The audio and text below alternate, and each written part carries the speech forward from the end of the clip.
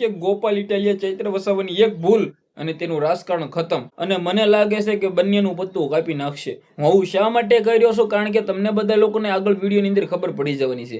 Video થોડો ઘણો નાનો થવાનો છે, વિડીયો જોઈ લેજો, કારણ કે બધી જાણકારી આ વિડીયોમાં જોવા મળવાની છે. નમસ્કાર મિત્રો, એક નવા વિડીયોમાં તમારું સ્વાગત છે. સૌપ્રથમ ચેનલમાં પહેલી વાર આવ્યો હોય તો સબસ્ક્રાઇબ કરો, સબસ્ક્રાઇબ કરી નાખો, જેથી તમારો ભાઈ તમારા માટે આવા નવા અપડેટ લાવતો રહે.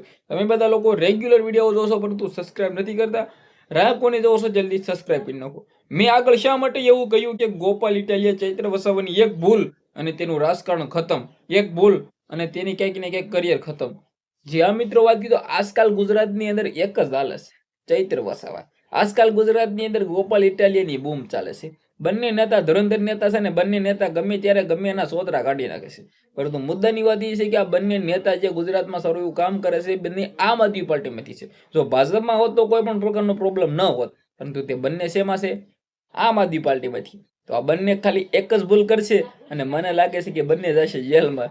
જે રીતે ચૈત્ર વસાવાને જેલમાં નાખ્યા છે, ચૈત્ર વસાવાની એક ભૂલ દેખાય અને 7 વર્ષની સજા. મને એવું જ લાગી રહ્યું છે કે ભાઈ ગોપાલ ઇટાલિયા જો ભૂલથી પણ એક સજા, ભૂલથી પણ એક મિત્રો કીધું કોઈ પણ ભૂલ કરી ગયા એટલે ચૈત્ર વસાવાની જેમ ગોપાલને પણ 7 વર્ષની જેલની સજા. ગોપાલ ઇટાલિયા પણ જશે જેલમાં.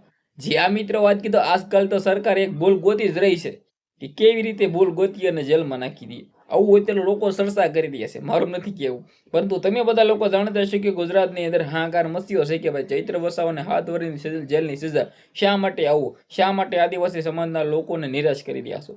પરંતુ મુદ્દાની વાત એ છે કે ભાઈ મને લાગે છે કે ચૈત્ર વસાવા ગોપાલ ઇટાલિયા જો ભૂલથી પણ એક ભૂલ કરશે એટલે મને લાગે છે કે તે ખોવાઈ જવાનું છે ક્યાંક ને ક્યાંક. ભાઈ બંને નેતાઓને ક્યાં નાખે ખબર નહીં, પરંતુ જેલમાં નાખી દે એ પાકું છે. તમારું શું કેવું છે વિડીયોને લઈને? થોડો ઘણો વિડીયો નાનો હતો પરંતુ ઘણી સમજણ પડી છે. આઈ હોપ કે તમે સબસ્ક્રાઇબ કરી નાખશો, શેર કરો, ફોલો કરો. ધન્યવાદ.